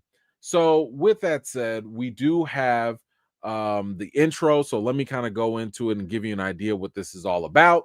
So a group of teenage boys, they compete in an annual contest known as the Long Walk, where they must maintain a certain walking speed or they get got. Okay. And by got, I mean shot. So let's start off with what I thought was good, right? This was everything I thought was good in the film. So, first and foremost, I thought that the performances, the acting, top notch. This was good stuff on their end. Specifically, Cooper Hoffman, he plays Ray. I thought he did a really, really good job in this movie. In case you didn't know, Cooper Hoffman is also the son of the late Philip Seymour Hoffman. I appreciated what Cooper was able to do in terms of showing some of the depth in his character. You know, he showed courage, he showed determination, he showed his vulnerabilities. Like, my man's he's got a future, right? He's got a future. He's a pretty talented actor. And right next to him was a solid performance from David Johnson. Now, I was first introduced to Johnson in Alien Romulus, where he played the synthetic android, and I am becoming a fan of this man's work every time I see him. He was just captivating. He was magnetic in his role. His charm, his wit, his humor, all of that stuff really, I think, makes him one of the favorites in this film among all the other characters. And listen, this might be a little premature. This might be a little early. I understand. But the more I watch David Johnson work, the more I see a young Chadwick Boseman. And yes, if Marvel is ready for it, he could definitely be an interesting pick for a new T'Challa, aka the Black Panther. So this movie, the more I saw, I was like, boy, look, let me find out you like Chadwick's long lost little cousin or something. Like, he just had it. He had it. Just, if you watch the movie, I think you'll see something that I saw as well. Now, next thing, when it comes to this whole the next good thing about this, it is the story, right? The story in itself is pretty compelling. It's got a pretty straightforward gimmick, you know, which is you walk or you die. So naturally, this is going to force you to look at all the boys and you're going to be like, yo, who is going to give, you know, you're looking for clues as to who's going to win, who's going to lose, what's going to happen to them or not. You know, I mean, listen, the moment they explain the rules, I don't know about you, but you might be like me, and I'm sitting here like, okay, where the fat boys at? Okay, the fat one, you gonna lose, you gonna lose. You wearing Converse? You definitely gonna lose. Okay, who got the New Balances? What you know, like, you just start in your mind, you start looking at all these different factors, and you know, you're just kind of thinking to yourself, like, okay, how's this gonna work out? So I thought the concept in itself was pretty cool, and it was pretty interesting, just to kind of get you into what's happening here, right? So now I think the other thing that I really liked was the with the story was the emotional aspect that they put into this. You know, once again, I really liked the on-screen chemistry that both of these actors had, but I like what they do with the boys in general, which is they make these friendships and bonds develop throughout the course of the movie, which of course it's going to get you invested in their journeys and even in their past. So since it's obvious all the boys are not going to make it, you know, that's not a big spoiler there. This emotional attachment only delivers, I think, more of an impact when or if someone dies, right? So I thought that right there was definitely something that makes the movie feel more interesting to watch. Now, with that said, yo, the real horror comes in when you ain't walking, right? So one thing that really gets you is every single time somebody messes up, every time somebody gets a warning, they trip, they fall, something happens, boy, that film starts to pick up immediately. I like the fact that you know they did not shy away from the violence, gore, or the graphic nature that comes with this dangerous walk. Listen, it is bloody, okay? It is gruesome. Like you gonna see stuff. You're gonna see a lot of stuff. It's gonna get a little hard to watch at times, okay? And I need y'all to think about what happens to the human body when they have to go through all this kind of stuff and for how long. This is all real. Like they kept it real. Okay, we ain't seen no reality TV like this before. So I thought that they did a good job with this. And last but not least, I think the film also did a pretty good job with communicating the overall themes that Stephen King had in his book, but they kind of made it in a more modern day way. So Stephen King, he was writing this back in the day of the Vietnam War. So this was kind of supposed to be like an allegory or metaphor for the draft of the Vietnam War. And of course, there was all this resistance and controversy back in the day. So, what this film does, I think, in a very good way, is it kind of makes the theme of like nationalism seem a little bit more extreme, but also like, well, this is what happens if you keep going down that path. So I thought they did a good job with that and making the whole nationalism, authoritarianism element seem more visual, right? So anyway, let's get into the bad. So if you've watched my reaction, you know that I had one major thing that was a problem here. And let me start off by saying this because I know somebody's new to the channel or they don't know who I am or whatever. So let me give you this disclaimer before you get triggered. All right.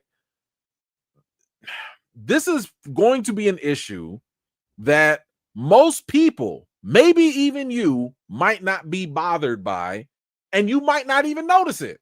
However, this is where the difference between being a fan and a film critic comes into play. I am a film critic. I am a black film critic nonetheless. So, after reviewing movies for over 13 years, there are things that I'm going to notice and that stand out to me that may not for others, but this just comes with the job, right?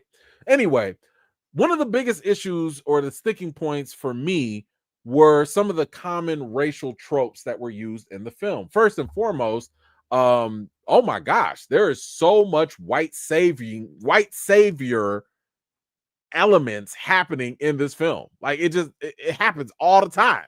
You know, I'm not gonna say which character it is, but man, oh man, when in doubt, white savior will come in play, right? The white savior will come up and save people, be the sacrifice play, do whatever. Like it's like, yo, really? This okay, all right, whatever, right? But what really started to bother me was because I didn't even notice this until the second half of the movie. First half of the movie is just fine. It's just until you get to the second half that this stuff started to gradually become more pronounced. And it was actually two other racial tropes that happened. One of them is the infamous best black friend, and the other one was the good old magical Negro. So the best black, and by the way, there are multiple black characters in this movie, so I'm not going to spoil it by telling you who it is. You'll probably be able to guess it. But the best black friend, for those that don't understand what that trope is, it's kind of self-explanatory, but it's basically a character who is black, whose primary purpose in the film is and not, it doesn't matter what the character says, it's what the character does.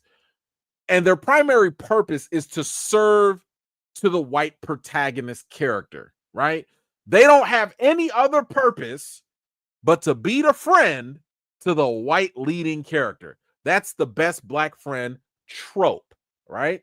Now, to refresh some of your memories as to being a magical Negro and what is that trope all about, it really is just a couple of things. You got to be black. You can't have any real agency. In other words, you don't have any wants or desires that are your own, right? Nobody cares about that because it's all about the white character that you are here to be magical for.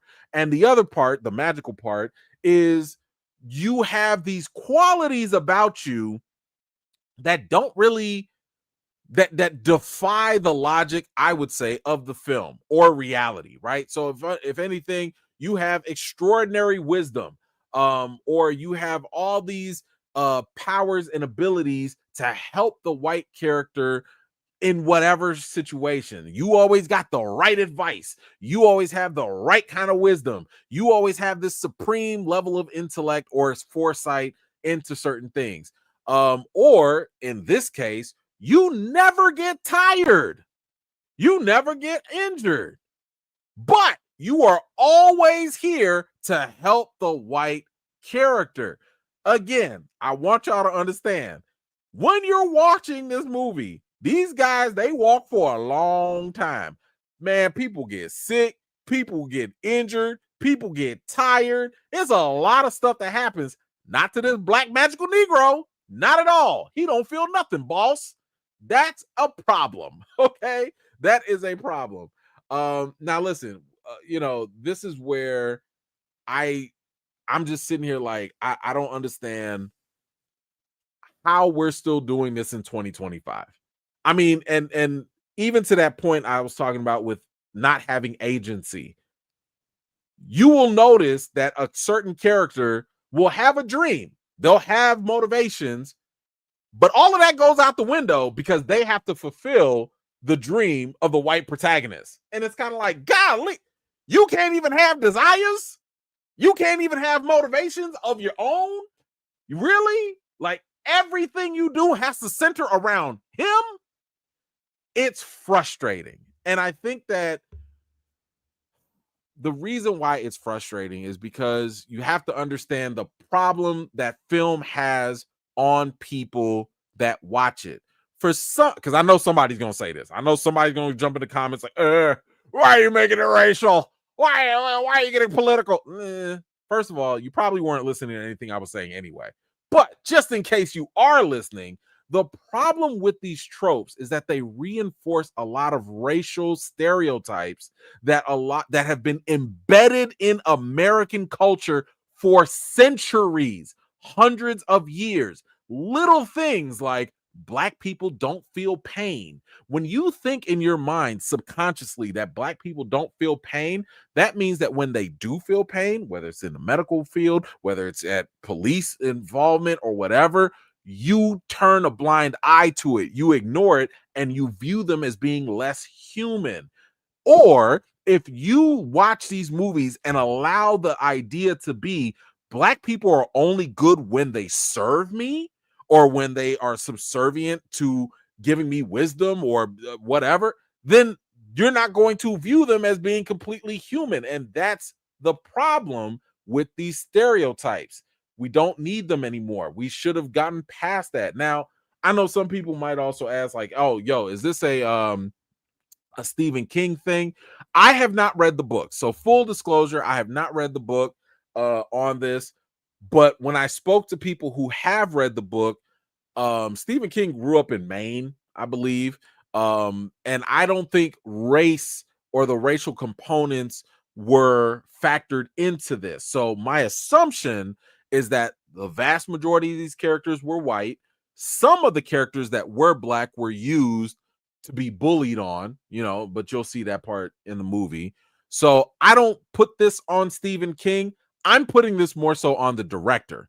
I'm saying that this director or whatever, he's the one that is clearly thinking nothing is wrong with this. So that's why I want to call this out, because again, it's easy for the average person to watch this, not even care about it because you're so caught up in like the whole walking aspect. I'm going to call it out. That's my job to do because I'm a film critic. I'm not just some cheerleader influencer that's like, yeah, let's go. Let's just watch this movie. Yeah. That's not my job. That's you at the wrong place if you think that's what this is. Anyway, with that said, let me go on to the reason. So, The Long Walk is a scary tale of the horrors of nationalism gone awry. But the film just couldn't help but to adopt the racial tropes that the film industry should have outgrown at this point in time. This is just it is a horror, but in a more subtle way. It's exactly the same vibes as the Hunger Games, especially since the same director of the Hunger Games directed this film. And it had a real chance to be something I think unique and elevated, even from the previous book that came from an 18-year-old Stephen King. But, they dropped the ball on that. So when it comes to the rating for The Long Walk, I'm going to give it a 7 out of 10. The movie is not it's not a bad movie. It is entertaining. It's just problematic in that way. The closest example I could give to you is probably the Green Book. If you haven't seen Green Book is an Academy Award winning film starring Mahershala Ali, but it is the classic prototypical example of doing racial tropes in a film: white savior, magical Negro, black best friend. And again, some people don't understand what subtle racism looks like. They think that racism is only when it's ugly and it's apparent and it's vile and it's wearing a white hood. No, racism took hundreds of years to slowly cook and bake itself into our imagination and culture that some people don't even understand it. And the best example I could give you is it's like telling a fish, hey, do you know you're in water? A fish is going to be like, what's water? Right? How would it know what water is? It lives in it, right? Anyway, if and when you do plan on watching The Long Walk, please come on back to this video and let me know what you think about it in the comments down below. All right. How many people did I lose? Did I lose some people? I know I lost some people. I know somebody's gone. Who was gone? Who was gone? Did I lose them? Did I go from like 100 people? I don't know. It's okay. It's okay. I have to do what I got to do. Mike, what you got? Thank you so much, brother. Well, I never thought it was huge on the scares, but more of a scary story. So would you say the story is better than the scares? By default, yes. And that's only because the scares aren't that good. Like there are, like I said, the haunting stuff is pretty good. Like all the little weird things that the ghosts will do to terrorize people.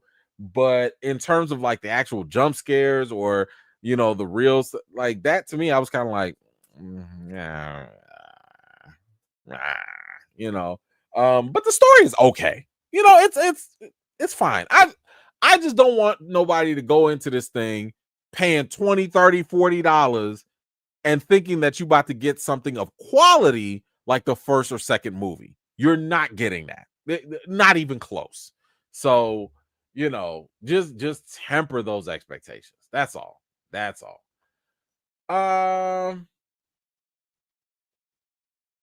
Sure, let's go with this. Quiet one. In your critic opinion, do you think Hollywood fails us as fans of late? Is more about lazy writing with character arcs and non-investing storylines, or lack of payoff with setups and cliffhangers, or in your opinion, a little of both? So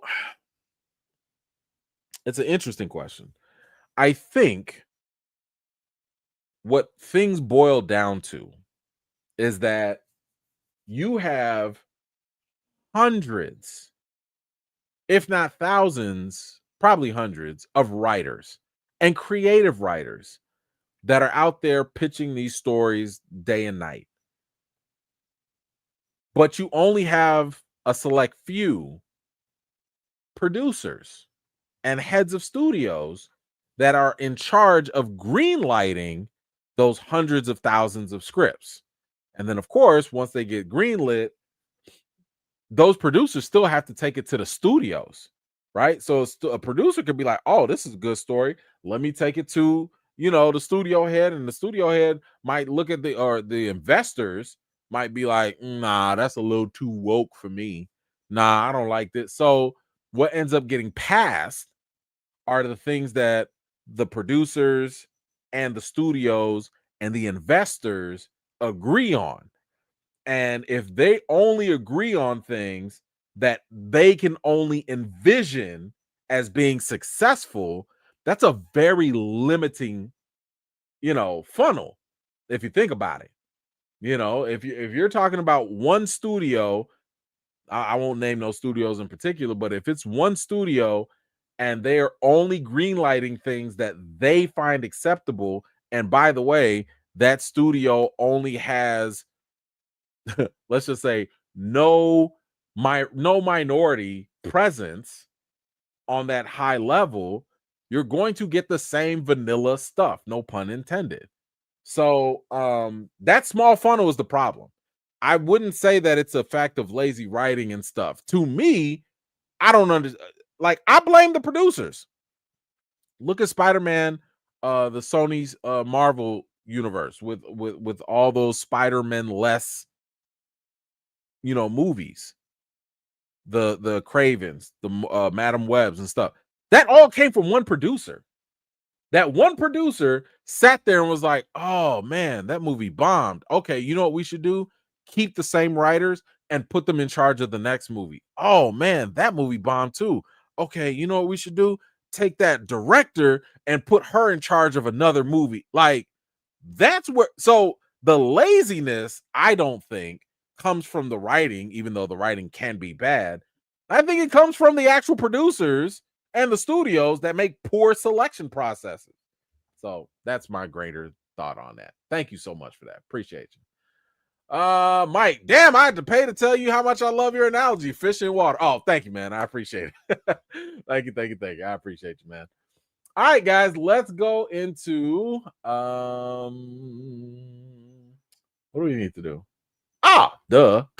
We got the Marvel Zombies trailer. Okay, so people have been telling me that this trailer was that Marvel's got it. They doing something. Okay, let me see if I can pull it up. Okay. All right.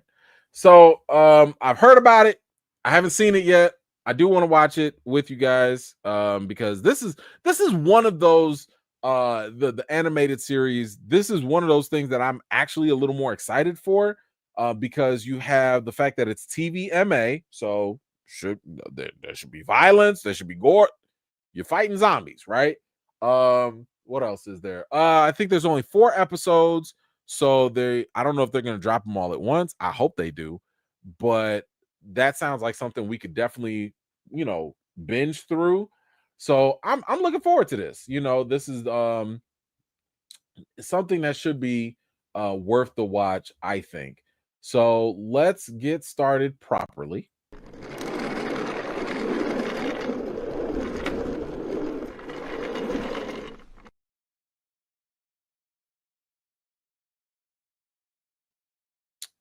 All right.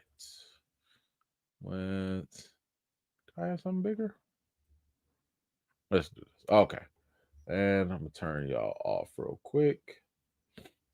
Okay. Let's watch this Marvel Zombies trailer.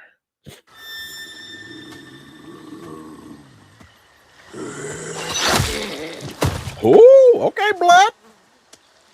Let's go.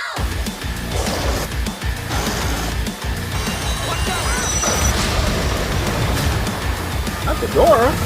They got Wakanda. Is there a virus infecting your system? Oh. All the Avengers are dead. Is that They're Hulk? coming for us. All right, we got a world to save. Okay.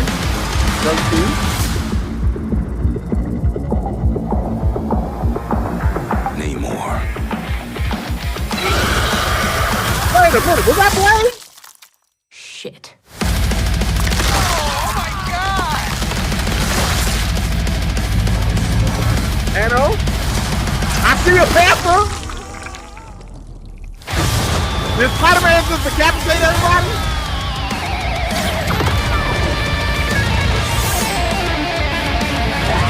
Don't play with me! Blade fights in the night!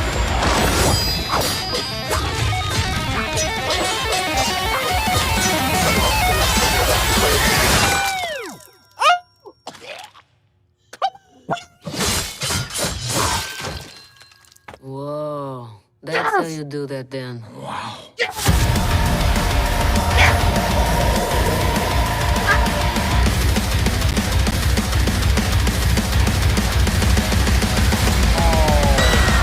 Give me all of this. Give me put this in my veins right now. Right now. Are you kidding me? Oh, you see what happens if you just give people what they want. Like, this is something I can actually be excited for now. Are you kidding me? You give me a Black Panther, please let that still be T'Challa. Please, like, don't be cute. Don't be like, oh, it's actually the Michael B. Jordan. Killmonger is bigger. Don't be cute. Just give me T'Challa and don't let him get ate up. If I'm not mistaken, I think that was Blade with they say Moon Knight or something like that. Like, I remember we read something about that they was gonna mix them up together. I don't care. First of all, I need to know if that's Mahershala Ali. I hope that is Mahershala Ali voicing him. I know sometimes they get other actors. I didn't see his name on the list, but I hope they get Mahershala Ali to do this, because this is all I've been saying. I've been saying for the longest, y'all been playing with Mahershala Ali. Y'all been playing with Blade. Don't let this little animation sit here and outdo y'all again, because y'all be letting the animation team kick y'all tails every time. The last what was that? The last What If series had a much better 30-minute Doctor Strange animated episode than the whole Doctor Strange movie. Then you got X-Men 97. I don't know if y'all could ever top that. I don't know what movie y'all think y'all can come up with that's going to top X-Men 97. I don't know. That's tough.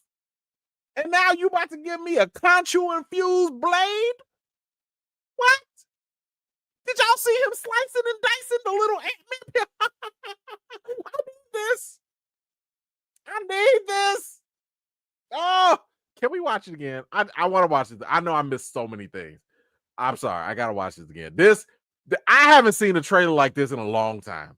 It's been a minute since something has gotten me excited for Marvel. It's not Ali. Oh, talk about dropping the ball. Y'all can, yeah. Is that confirmed? Are we sure that's not Mahershala Ali? Oh. Anyway, he Blade.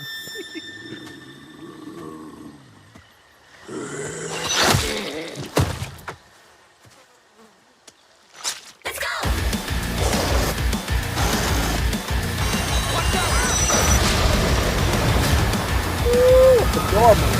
Boy, that's gonna be a problem. Is there a virus infecting your system?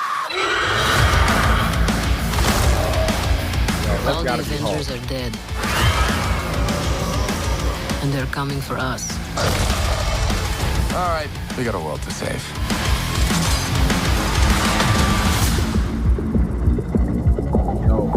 I'll be Namor as well. Namor. That is wild. Shit. And it's close to my birthday too. Come on. Spider-Man ain't never done like that in his life. I love it.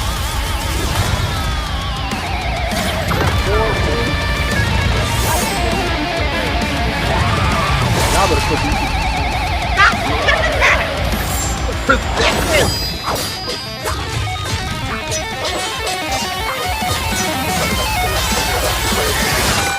I swear, y'all put all y'all have to do is put this in a movie. This is all you have to do. That's how you do that then. Wow. Oh my God. Y'all put this in a movie. That's $1 billion. I'm coming back to the movie just to watch that sequence again. Oh my God. Marvel, do you want my money?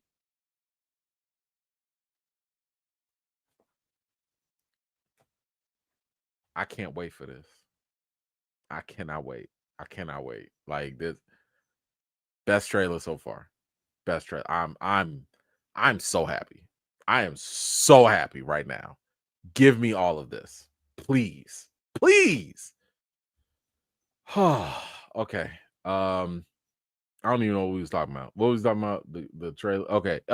What did y'all think? I'm sorry, I forgot all about y'all for a second. What did y'all think about the Marvel Zombies trailer? I listen, I'm about to be all up in their inbox. Send me them screeners now. I need some more of them zombies. Yes. Oh, I'm about to be a pest. Let me go. I'm sending emails to everybody. I would like some zombies, please. Thank you. Y'all let me know what you think in the comments down below. All right. Randa Replay Gang had to put house music DJ hat back on. All good. I understand. Enjoy. My wife is a huge house head, so I'm sure y'all would be the best of buddies. Mike, what you got? I'm dead. That I felt that reaction right along with you. Just like, oh, okay. Oh, okay. Oh, yeah. I said hell no until I seen that. Listen, this is why I like being able to watch these things with y'all, because like, you know, I don't know how I'm gonna react to it. And to me, I'm like, if you can genuinely get somebody to react like that, that's how you should. This is how you should be telling whether or not you got something good or not, right? Like, please use this. Man, I need to clip this or something and send. I'm gonna send it straight tomorrow. If you know, when was the last time we geeked out over a Marvel trailer? You know, like, oh, okay, oh, that's interesting. Oh, but with this, man, y'all have my full attention. Full. Thank you so much, man. So you're the professional. But what is the science behind the theory of trailers? Because that should be all we see. Some do, some don't. Listen. Don't ask me. I'm in the minority, I guess, because no pun intended with that. But I've been telling y'all, if you've been following me at any time, how many trailers do I tell y'all to watch? Like, I just show of hands, put up a number, 1, 2, 3. How many trailers does E-Man tell y'all to watch if you're ever gonna watch a trailer at all? Because if I haven't told y'all this by now, I failed. I have failed. Can y'all put up a number? 0 is a good number. Hold on, let me put this up for the other people's. You know that 0 is a good number. There we go. There we go. I've always told y'all, watch the first trailer. Now, 0 trailers is fine too. You don't need them. But if you're going to watch a trailer, only watch the first trailer. Who's this trying to be cute? Who is it? Rachel, you disqualified. You disqualified. You know what? No, I take that back. Your finger probably slipped. Your finger slipped. You was trying to hit the enter on the key, and that's where the 0 ain't no 10. Definitely ain't no 10. Everybody else that put up a 1, y'all win. Because to me, the theory behind any trailer is to get butts in seats. That's it. You put out the trailer, you're saying, hey, we've got this thing. Do you want to come and pay money to see it? And if people are sold, you don't need to send no more, because the moment you send more trailers out, you're oversaturating the market. And I would argue you're also going to affect the perception of your movie later. What do I mean by that? If this is all we saw, right? Let's just say this is all we saw. I am going into Marvel Zombies with the hope and the expectation that that Blade scene, as amazing as it was, y'all got something else for me. Y'all got some other dope scene that's in there that I haven't seen yet. But if you keep showing me trailers, and let's just say you show another dope scene, you show another crazy moment. Well, when I actually watch your product, and I've already seen all the crazy stuff because you were so excited and just showing me all this stuff, I'm going to say your product's not that great. It's going to be a little disappointing. So, yeah, like the theory with trailers is tease me. Give me an appetizer, right? Give me the garlic bread, but don't give me endless garlic bread. Because if you give me endless garlic bread, I'm going to get full. And I'm not going to have room for the main course. That's my theory when it comes to trailers. First of all, I came hungry already. You know I'm going to eat, right? You know I came here to eat. So give me the little appetizer. That's it. Don't be filling me up with all that. So anyway, one day they'll learn. One day they will learn. But we'll see. I know it's unlimited, but it shouldn't be. It shouldn't be. That's a crime in itself too, because that bread be so good. It's so delicious. It's so delicious. All right, guys. That's all I got for today. I want to thank you all so much for hanging out with me tonight. I really, really do appreciate it. We do have, what do we have coming up next? We have we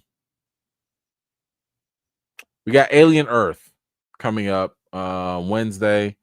However, no live this weekend. This coming weekend, no live.